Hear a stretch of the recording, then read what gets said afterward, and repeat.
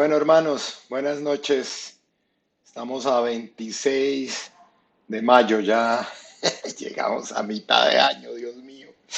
El tiempo está volando, como dice la palabra, que en los últimos tiempos los serán acortados para salvación de los escogidos. Bueno, hermanos, vamos a orar. Hoy terminamos la dispensación número 7. Vamos a orar. Padre mío, te doy gracias, Señor, por esta oportunidad que tenemos de recibir tu palabra en la noche de hoy, Dios. Te damos gracias, Padre, por cada familia que puede recibir de ti, Espíritu Santo, por cada cosa que nos enseñas en cada semana, Padre, porque nos guardas en medio de estos tiempos tan difíciles. Tú eres nuestra guía, Señor, para caminar hacia adelante. Hoy te pedimos, Espíritu Santo, que seas tú guiando esta reunión, este estudio, para que podamos aprender, entender y cada día podamos acercarnos mucho más a ti, entender los tiempos que estamos viviendo y cada cosa que sucede a nuestro alrededor. Padre mío, te damos gracias, te bendecimos, te adoramos, gracias por lo que eres, por la sabiduría que tienes, por todo lo que eres, Señor, por tu creación y por lo que nos permites vivir a tu lado, Señor. Amén. Bueno, hermanos, vamos a continuar hoy. Entonces, hoy tenemos la quinta parte de la dispensación número 7. La semana pasada vamos a hacer un recorderis rápido de todo lo que vimos en la semana pasada. Entonces, estuvimos hablando del gran trono blanco, ¿se acuerdan? Estudiamos el gran trono blanco, donde tenían que comparecer quienes no estuvieron en la primera resurrección.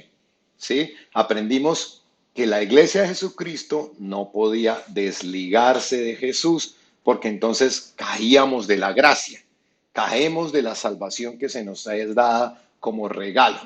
Y hablábamos de términos como propiciación, que son muy importantes, que recordemos estos términos y los entendamos, que es el sacrificio que se ofrecía para aplacar la justicia divina y el juicio sobre el pueblo. Eso es lo que significaba la palabra propiciación, ¿sí? También hablamos de la palabra expiación, que es la eliminación de la culpa a través de un tercero. Por eso cuando decimos que Jesús expió nuestros pecados, es la eliminación de la culpa a través de un tercero. Alguien que es culpable queda absuelto de cualquier pena por medio de otra persona. En este caso, antes del Antiguo Testamento era por un animal, y en el caso de nosotros, pues la expiación se realiza, la expiación de nuestros pecados se realiza a través de Jesús.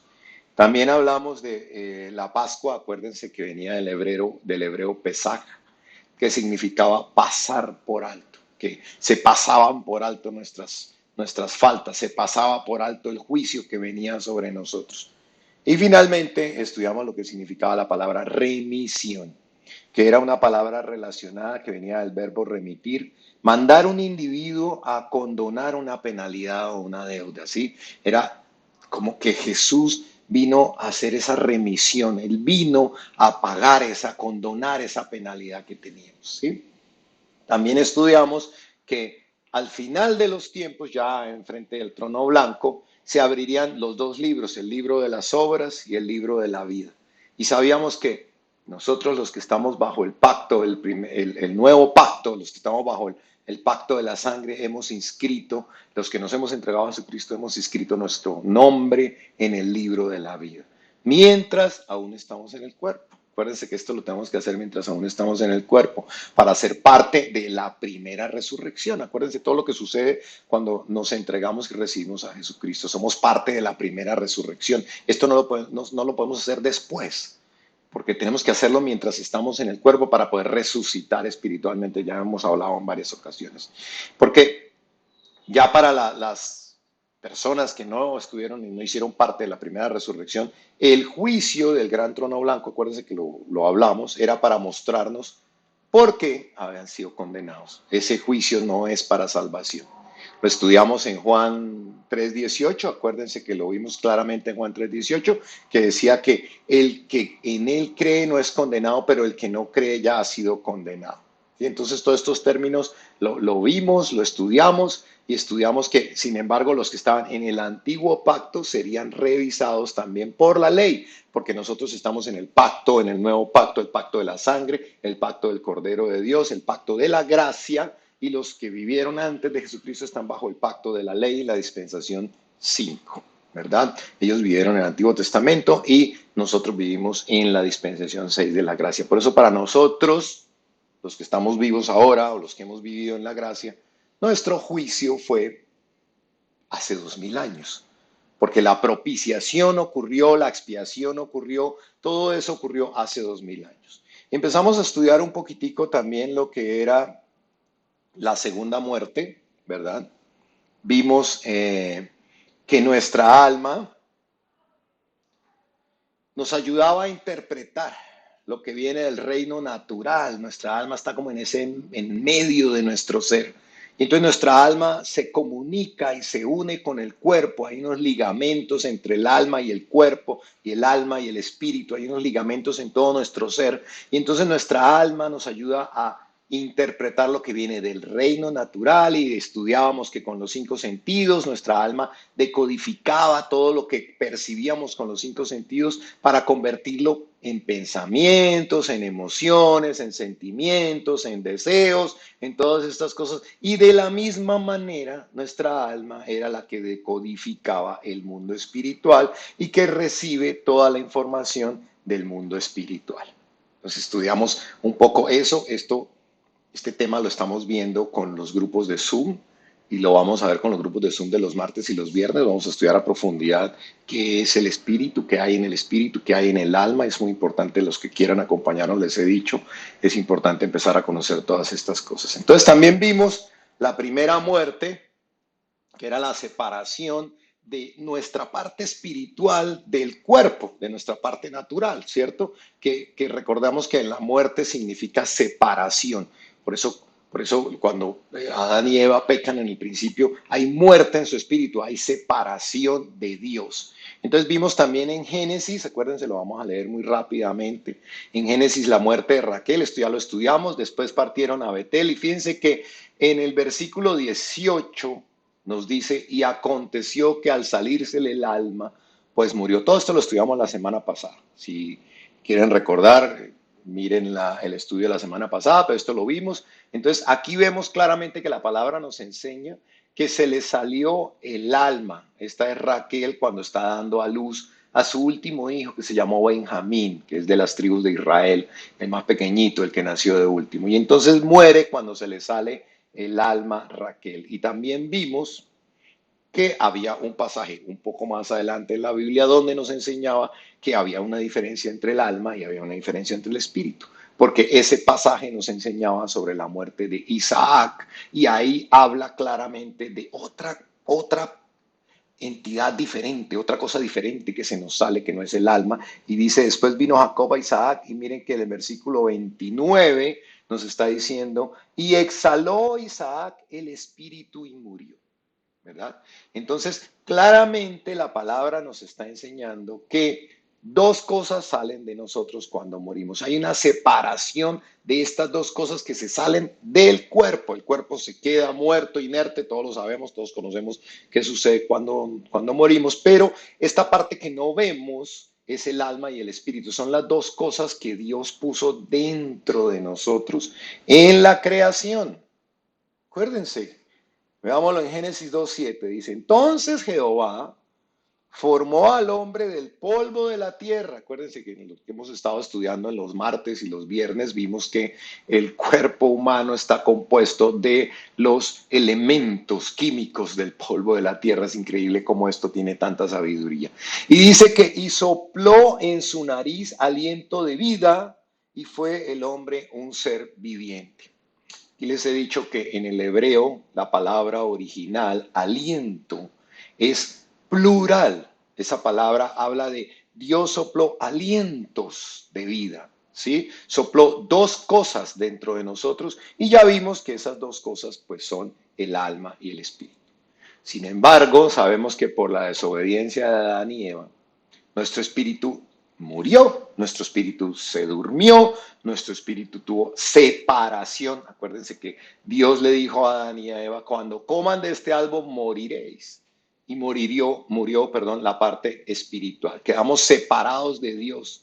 Y desde ahí nacemos de nuestros padres y toda la descendencia de Adán desde el principio de la humanidad. Descendemos así. con nuestro espíritu corrupto, con nuestro espíritu incompatible para enlazarnos con el Espíritu Santo y conectarnos con Dios.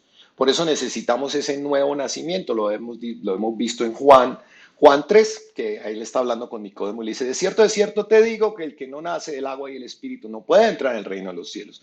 Hay que nacer del agua y hay que nacer del espíritu porque nuestro espíritu está corrupto. Tenemos un espíritu incompatible. Tenemos un espíritu que nació muerto, que nació separado de Dios. Entonces, somos incompatibles para conectarnos con Dios, ¿sí? Porque cuando nacemos de nuevo, entonces ahí sí es restaurado nuestro espíritu.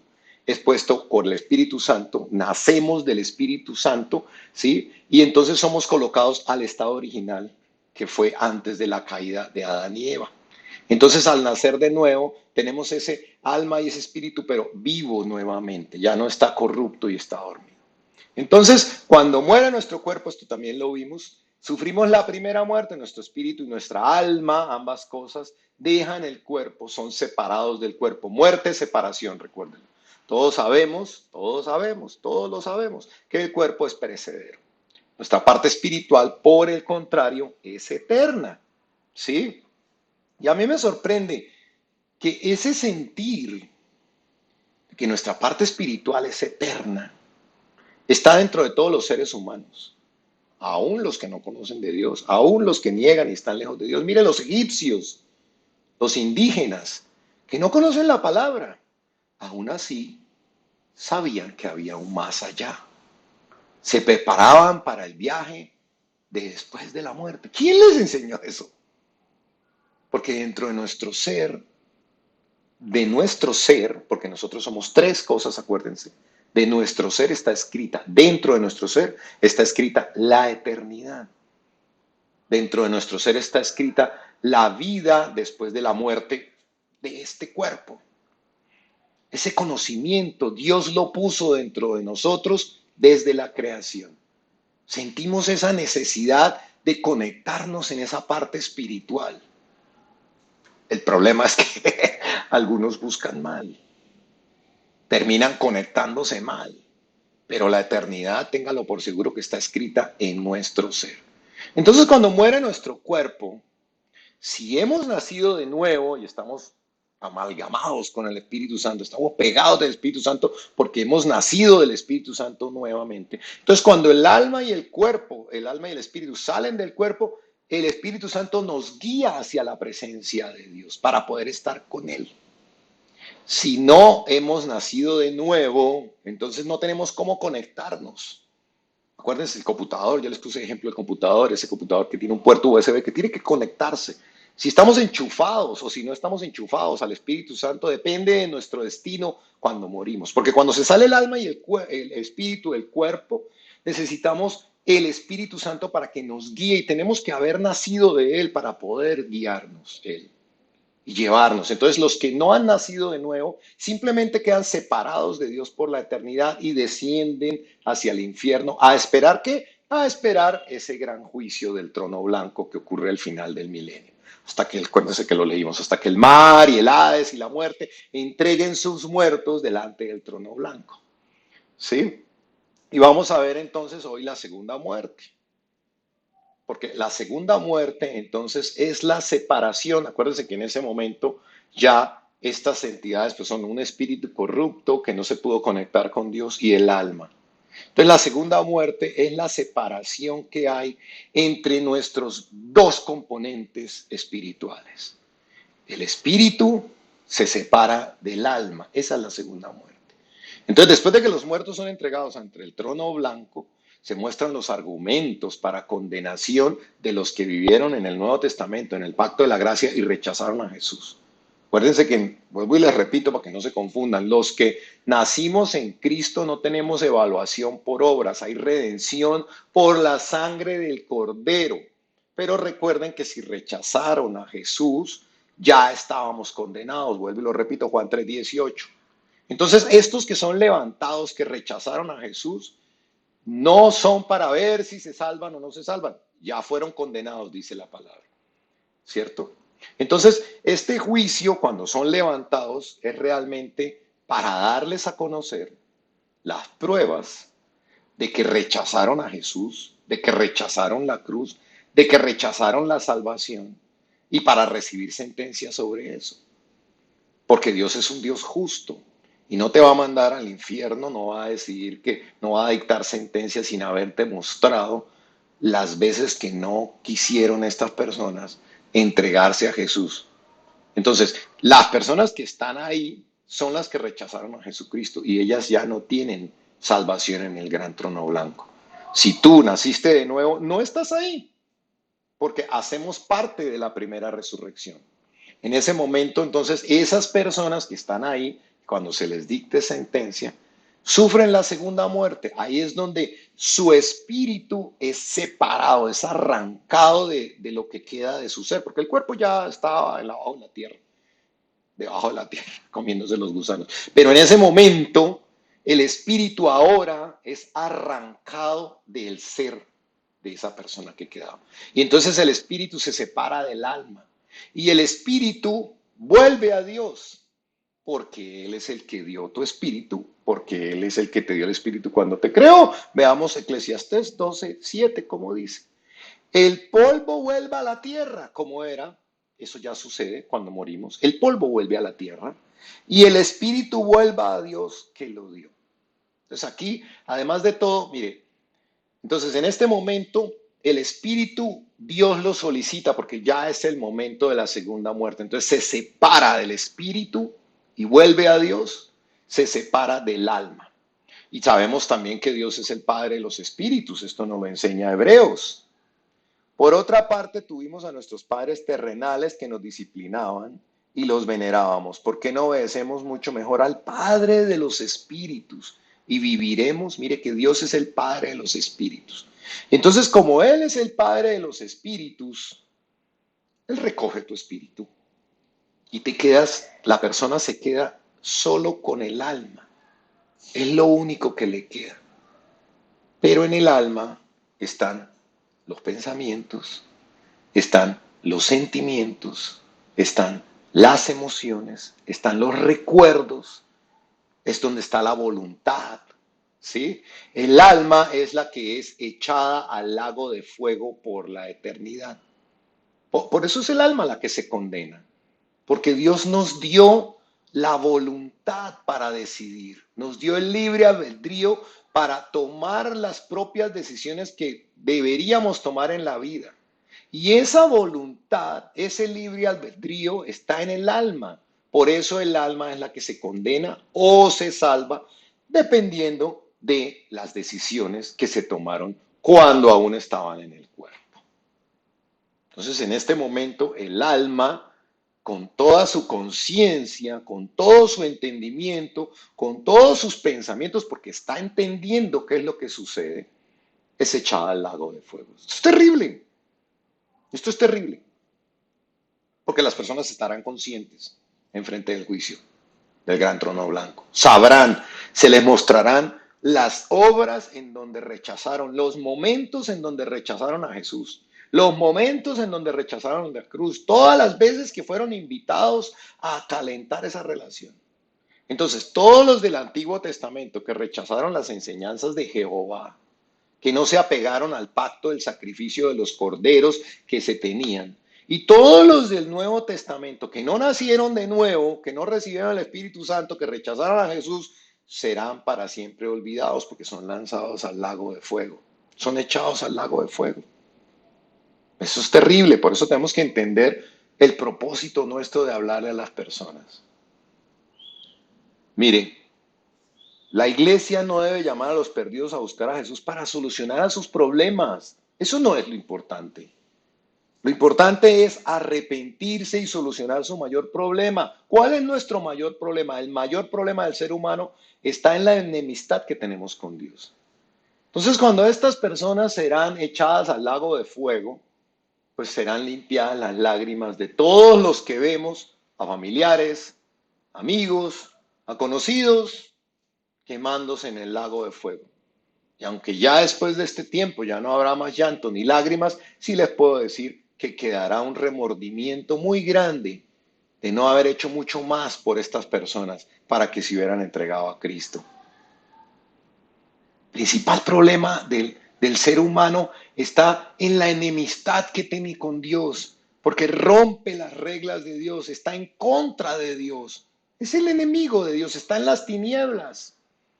Por ese motivo tenemos que esforzarnos mucho más, porque si no nos quedará el sinsabor de no haberle predicado a más personas, al vecino que nunca le hablé, a esta persona que por pena, de no haberles hablado más sobre Jesús, de no haberles insistido más, de no haber incomodado más, porque a veces nos da pena incomodar.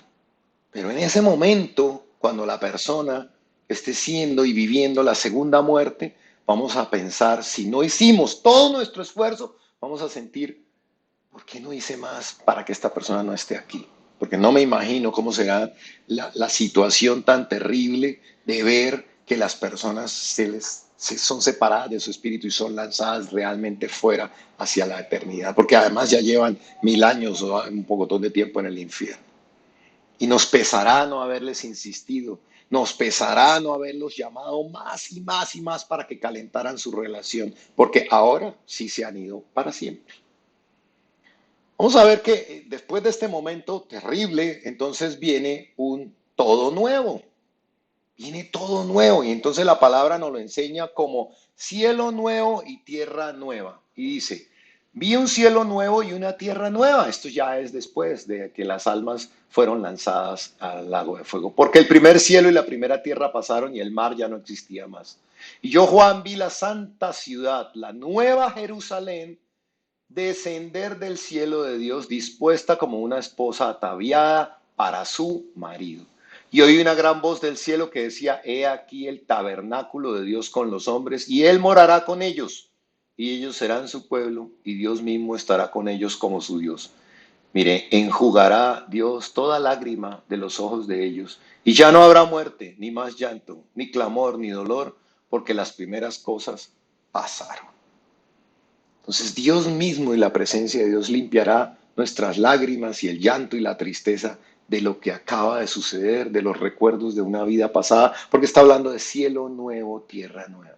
Finalmente una tierra nueva, la nueva Jerusalén desciende del cielo, que será el lugar donde habitará constantemente la presencia de Dios. Y ahí mismo nos lo dice la palabra, he aquí el tabernáculo. Acuérdense que el tabernáculo simbolizaba la presencia de Dios, el tabernáculo de Dios con los hombres y él morará con ellos. Aquí estaremos como en el Edén nuevamente, en la presencia directamente con Dios. ¿Sí? Como en el principio de los tiempos, como en el principio de la creación. Y Dios mismo estará con ellos como su Dios. Recordemos que durante el milenio estaremos con Jesús, quien vino a gobernar la tierra, y con el Espíritu Santo que vive dentro de nosotros. Y estos 1000 años pasan bajo el gobierno de Jesús, estos 1000 años de la dispensación número 7. Pero ahora la plenitud de Dios desciende sobre la tierra. Ahora estamos en presencia de la Trinidad. Dios en toda su máxima expresión, en todo su máximo esplendor. Dios completo, Padre, Hijo y Espíritu Santo. ¿Sí? Vamos a ver Apocalipsis 21. Dice, y me llevó en el espíritu a un monte grande y alto y me mostró la gran ciudad santa de Jerusalén que descendía del cielo de Dios. La ciudad se halla establecida en cuadro y su longitud es igual a su anchura. Y él midió la ciudad con la caña, 12,000 estadios, la longitud, la altura y la anchura de ella son iguales. Entonces miren, la nueva Jerusalén baja del cielo, un cuadrado de 12,000 estadios de ancho, de 12,000 estadios de lado. Un estadio tiene más o menos 161 metros, entonces serían unos 1940 kilómetros de largo por 1940 kilómetros de ancho por 1940 kilómetros de altura. La nueva tierra es el paraíso nuevamente restaurado a su antigua gloria. Es la culminación del misterio de Dios, la culminación de toda la historia de la humanidad, desde la dispensación 1, el principio de la creación, hasta la dispensación 7, que es la que estamos viendo. Este es un misterio que estaba oculto para Adán, para Satanás, para toda la humanidad. Solo Dios sabía este principio y este final. ¿Sí? Y mire, el libre albedrío nos fue otorgado. Tuvimos la voluntad. El paraíso se perdió. Dios se manifestó durante todo este tiempo. Dios se manifestó como su propio Hijo. Se ofreció para morir en lugar de los culpables. Dios lo resucitó en un cuerpo incorruptible. Le dio la autoridad de levantar a los muertos, de todos los que le siguieran, vestirlos con un cuerpo inmortal como el suyo, igualito a él, un cuerpo que viviría para siempre después de este misterio. Jesús hoy en día está preparando ese paraíso para nosotros, para ofrecerlo a quienes por libre voluntad amen a Dios, a quienes por libre voluntad guarden sus mandamientos. Todo lo que necesitamos es tener fe, pero tener fe verdadera, porque la fe verdadera hace que guardemos sus mandamientos. Acuérdense, si me amas, guarda mis mandamientos. Una fe que se completa obedeciendo, entregándonos a Jesús y obedeciendo los mandamientos. Entonces, hay personas que lo llaman Señor, pero no guardan sus mandamientos. Y ellos serán excluidos del reino eterno.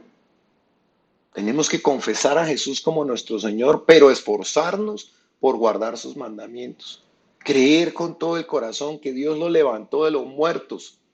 Someternos a la dirección de Jesucristo para hacer las cosas a la manera que Él ordena, no a la manera nuestra. Porque nosotros terminamos acomodando los 10 mandamientos a nuestras ganas de vivir, a nuestra conveniencia. Vamos a ver entonces la esposa de Cristo.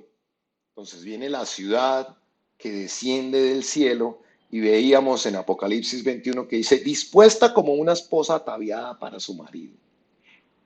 Entonces vemos que vamos a estudiar una parábola en donde se nos muestra la fiesta del matrimonio con esta esposa, la importancia que desde ahora, porque ahora somos la novia, porque no estamos todavía con el novio, estamos todavía con Jesucristo, no somos todavía la esposa, aún no estamos con él.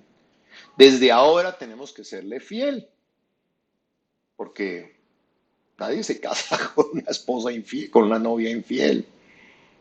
No podemos pensar que nosotros queremos tener una novia infiel, no, nadie de nosotros quiere una novia infiel, pero pensar que a Jesús sí le gustaría tener una novia infiel.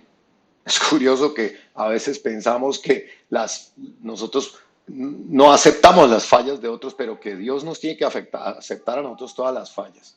Queremos que Dios sea condescendiente con todas las cosas. Nadie quiere casarse con una novia infiel, pero queremos que Dios, Jesús, se case con una novia infiel y que a Él no le importe que seamos infieles.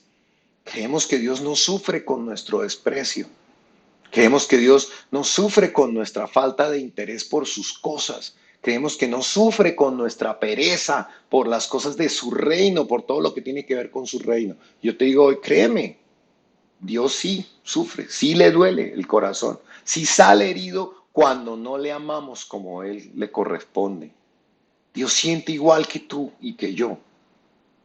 Cuando le despreciamos, cuando le ignoramos, cuando no le tenemos en cuenta, por ejemplo, para nuestras decisiones, Él se siente abandonado por nosotros. Entonces vamos a ver esta parábola de la fiesta de las bodas. Vamos a ver esta parábola en donde Jesús está predicando en Mateo y se nos enseña todo lo que iba a suceder. A mí me encanta cuando Jesús deja escrito lo que venía a suceder, porque es impresionante la sabiduría que tenía, el conocimiento de los tiempos. Y la semana entrante vamos a terminar todo este ciclo estudiando lo que es la eternidad. Y vamos a entender cómo puede Dios tener claridad sobre lo que va a pasar en el futuro. Entonces vamos a ver Mateo 22, la parábola de la fiesta de las bodas.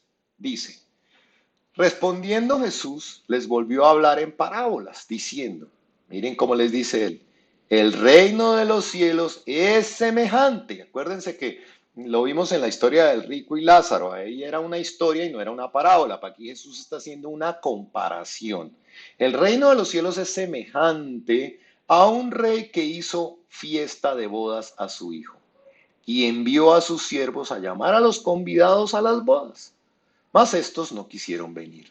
Volvió a enviar otros siervos diciendo, decid a los convidados, he aquí he preparado mi comida, mis toros y animales engordados han sido muertos, y todo está dispuesto. Venid a las bodas.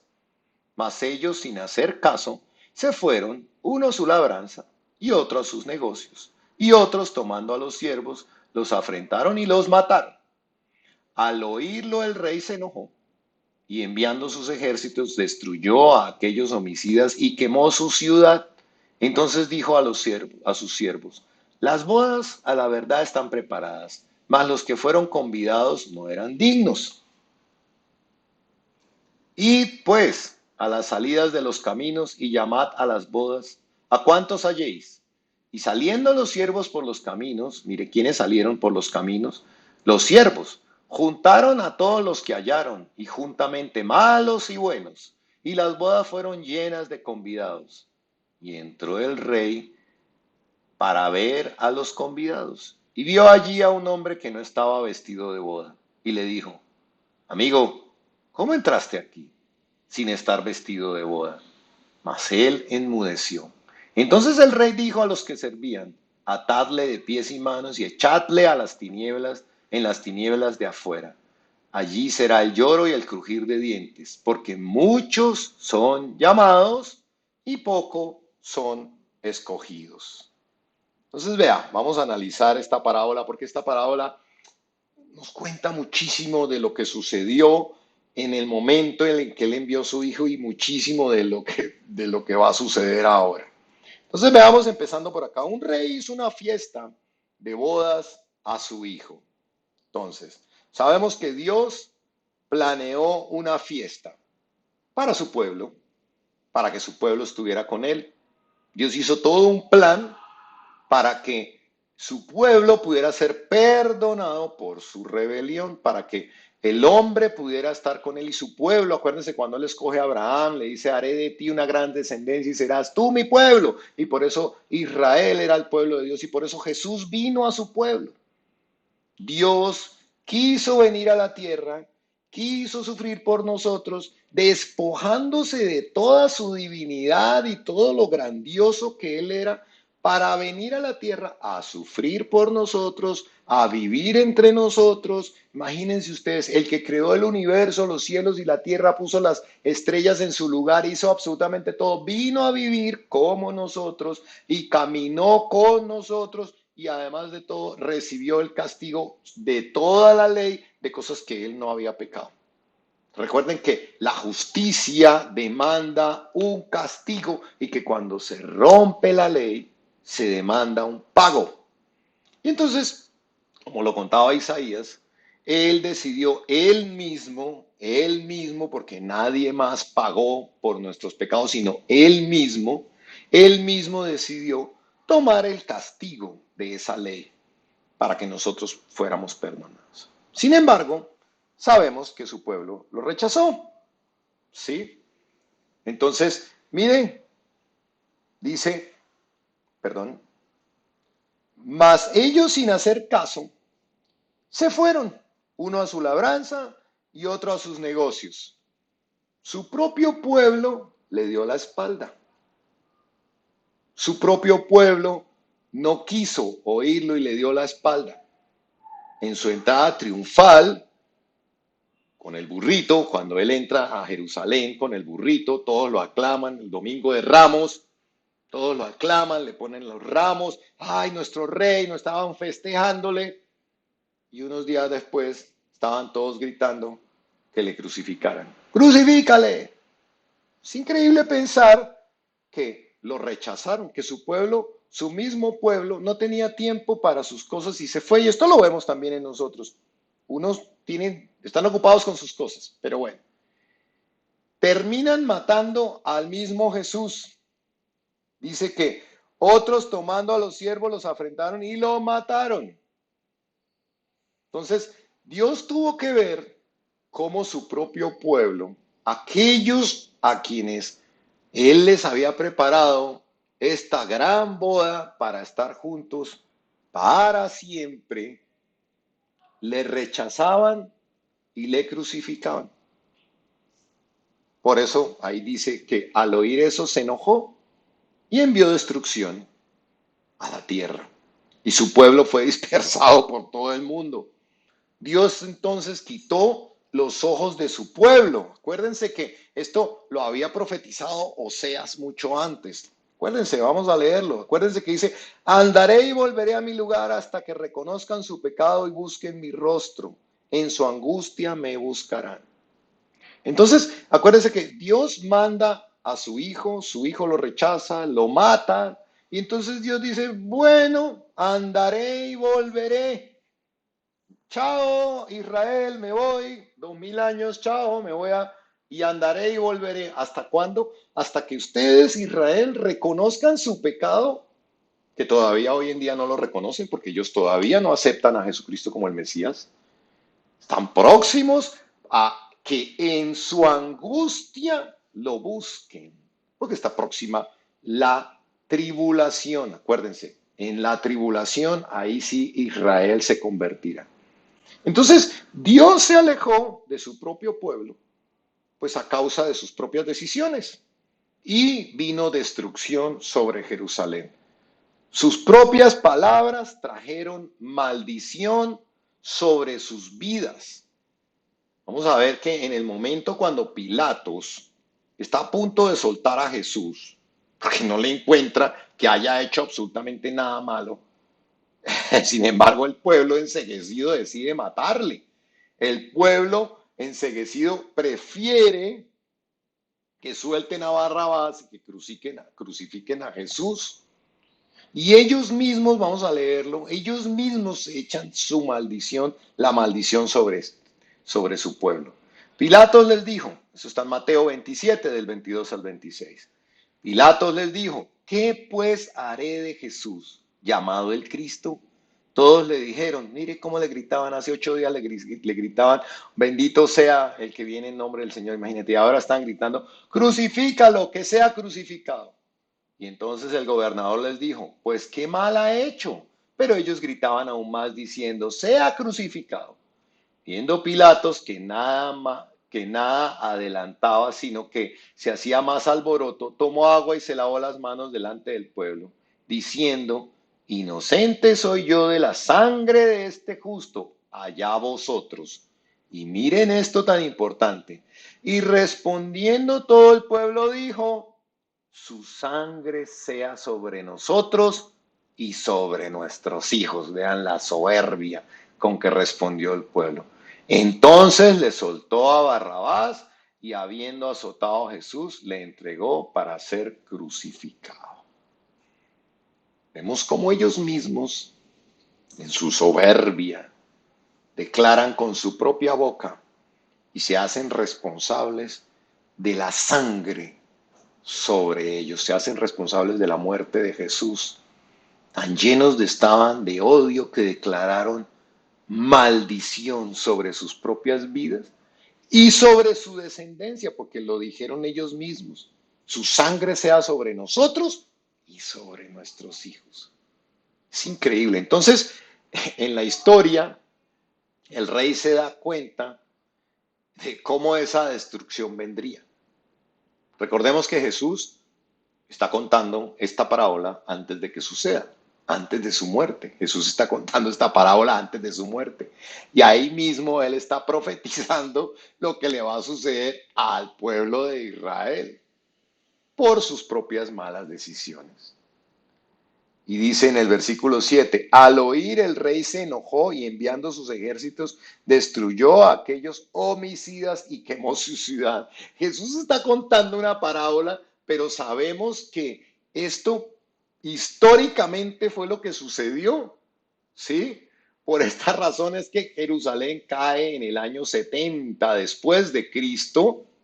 Sí, en el año 70 ya había muerto Jesús. Después de Cristo cae ante el Imperio Romano y la ciudad es totalmente destruida. Y todos los judíos son dispersados por todo el mundo.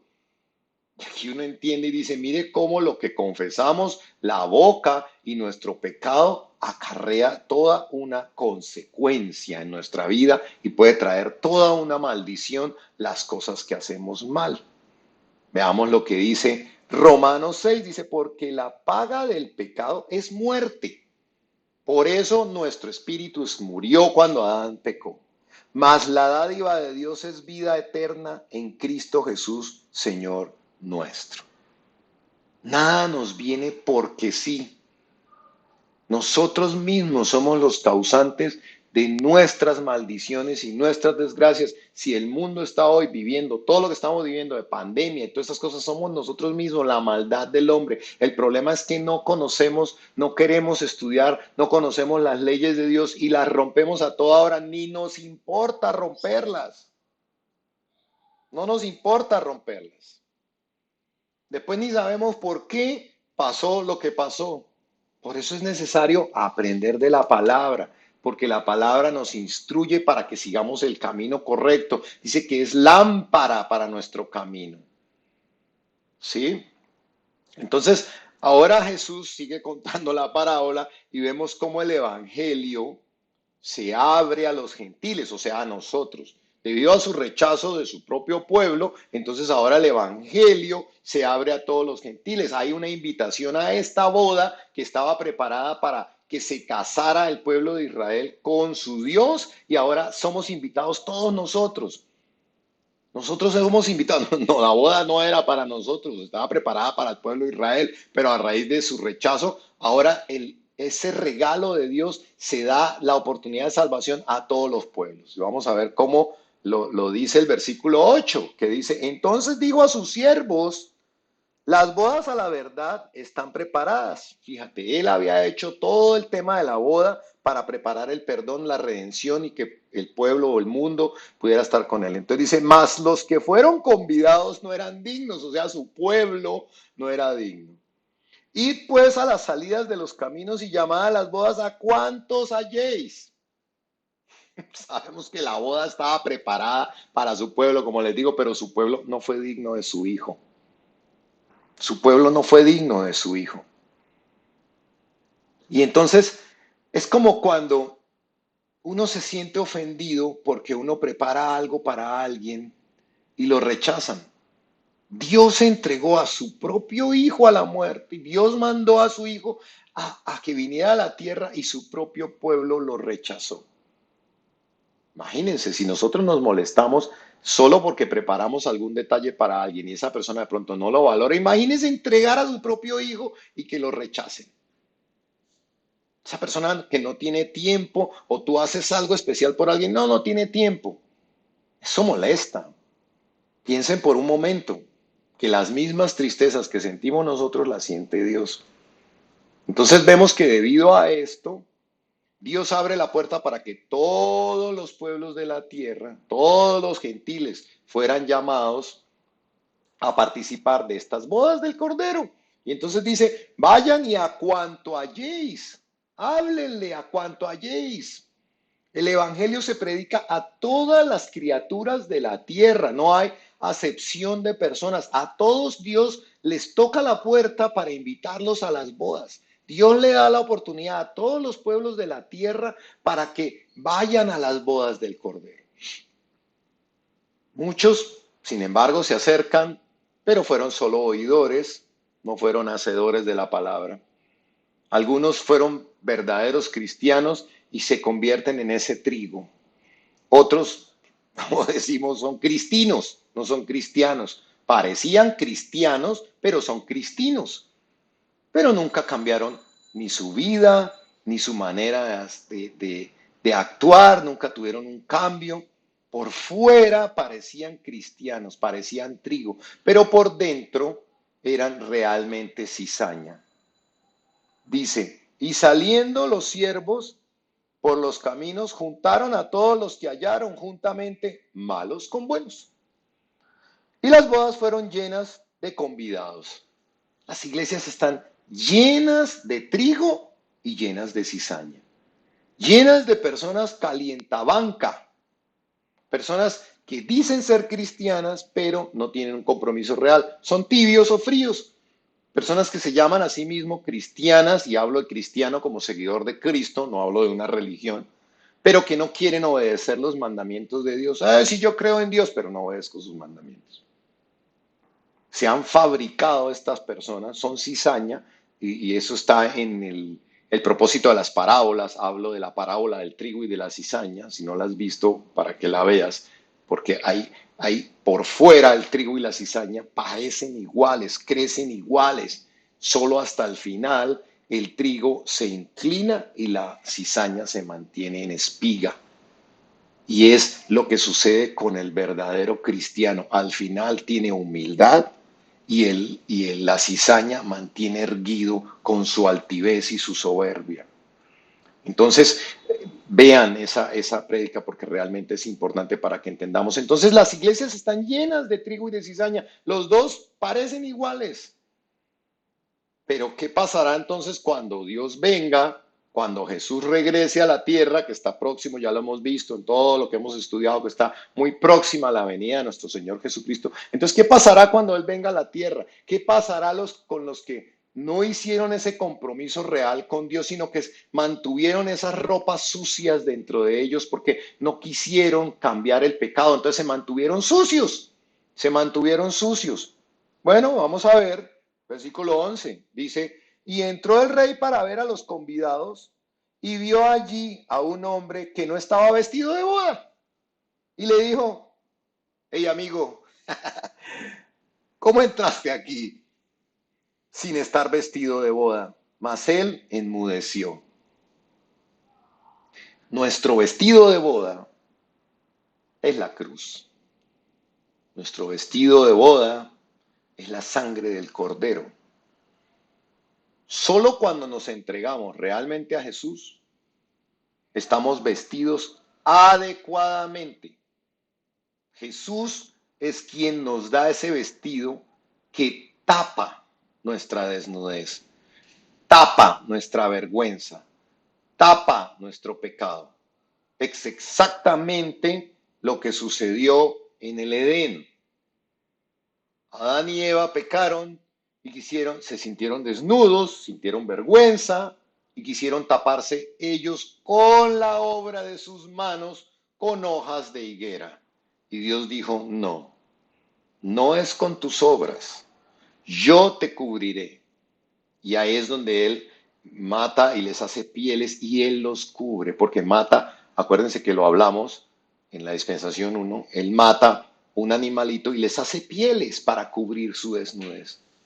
No son tus obras, es la sangre del Cordero la que te cubre, la que te da el vestido para estar apto para presentarte en la boda.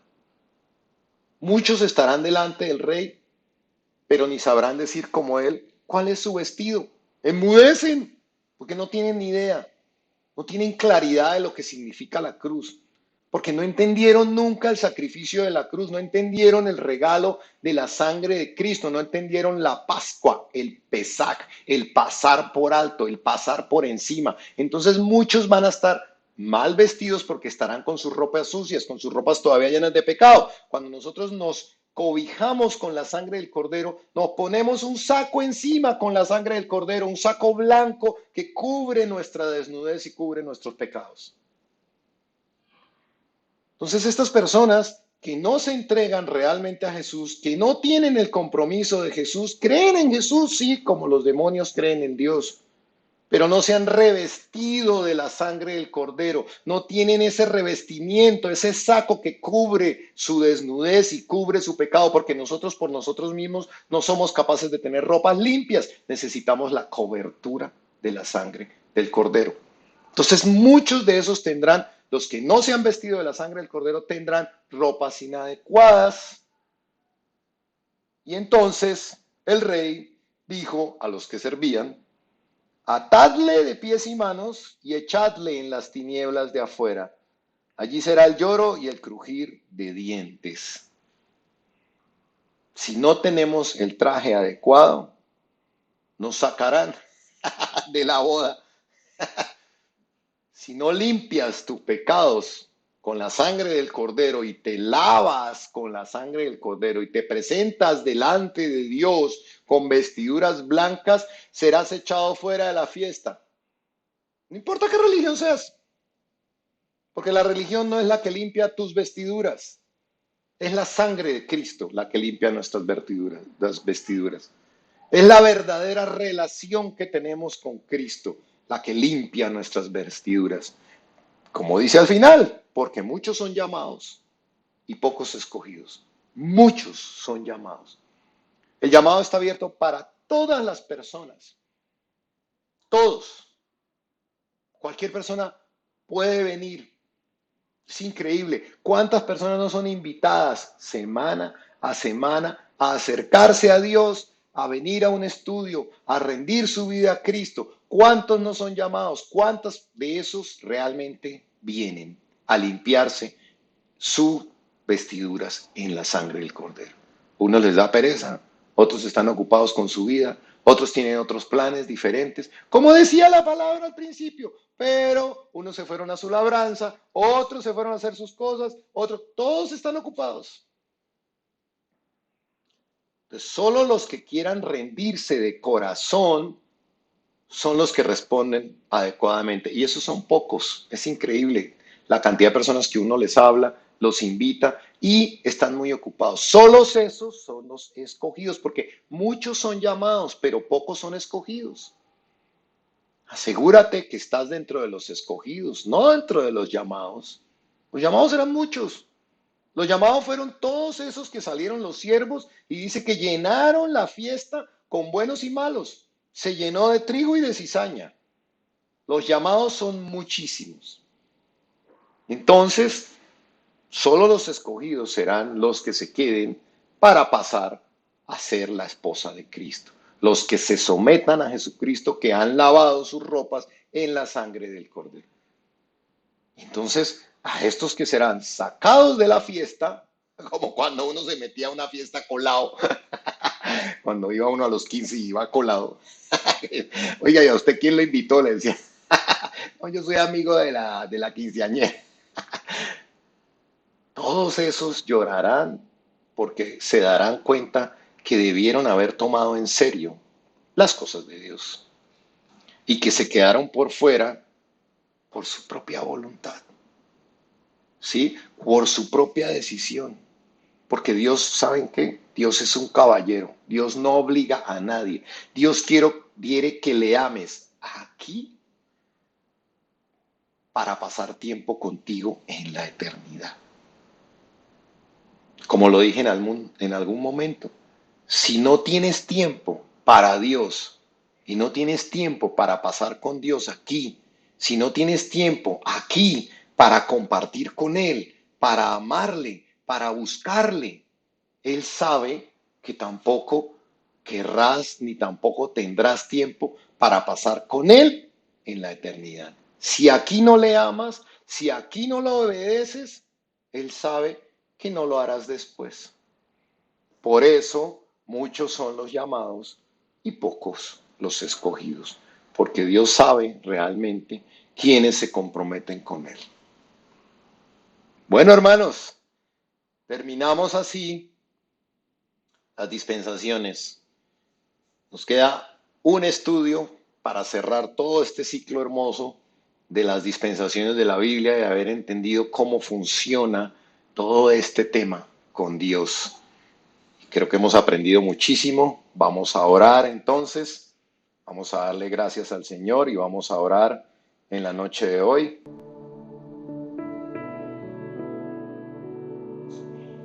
Padre mío, te damos gracias, Dios, por este tiempo, por tus enseñanzas. Señor, gracias por invitarnos a las bodas con el Cordero. Señor Jesús, gracias por mirar a nuestra vida, por habernos llamado, Dios. Perdóname si he estado alejado, si no te he dado la importancia, si recibí esa invitación y no le he dado la importancia que merece, Señor, si no he sacado el tiempo para prepararme para esta boda, Señor. Si no te he puesto en el primer lugar, Dios. Te doy gracias, Señor, porque abriste esa invitación para mí, porque escribiste mi nombre para ser invitado, Padre, porque pensaste en mí cuando aún yo no pensaba en ti, Señor. Porque a pesar de que durante todo este tiempo probablemente he estado alejado, me he comportado mal, Señor, tú escribiste mi nombre en esa invitación, Dios. Hoy te pido, Espíritu Santo, que seas tú guiándome, que seas tú mostrándome los errores que aún tengo, para que cada día pueda yo tener más limpias mis ropas, Señor. Jesús, lávame con tu sangre. Hoy me aferro a ti, me aferro a la cruz. Me limpio con tu sangre y te doy gracias, Jesús, por no haber fallado, por haber abierto esa oportunidad, por haber tomado la decisión correcta en el Getsemaní, Señor, por no haber desistido de nosotros. Gracias por sufrir, por haber ido a la cruz y haber abierto ese camino, porque eres tú, Señor, quien nos abre el camino al Padre. Eres tú el único camino, eres tú la verdad y la vida, Señor. Gracias por cada gota de sangre, Dios, que tu Hijo derramó. Gracias porque sé que fue un momento muy difícil para entregar a tu Hijo, pero por amor lo hiciste por cada uno de nosotros. Padre, hoy yo quiero pedirte misericordia por las personas que no han entendido aún el mensaje de tu Hijo. Señor, ten misericordia de mis familiares, de las personas que están a mi alrededor. Abre sus ojos, Dios, para que entiendan, Señor, que sin ti estamos sucios, que no podemos lavar nuestras ropas nosotros mismos, que necesitamos de tu sacrificio y que necesitamos comprometernos, unirnos, pegarnos a ti, estar totalmente fundidos contigo, Señor Jesucristo. Gracias por tu paciencia, gracias por la vida de cada familia que está hoy aquí, por habernos guardado en estos tiempos difíciles, Dios. Señor, somos tu novia y queremos estar dignos y ser dignos para ti, para que no pasemos por las cosas terribles que vienen pronosticadas para el mundo, Señor, porque sabemos que tu venida se acerca y está próxima, Señor.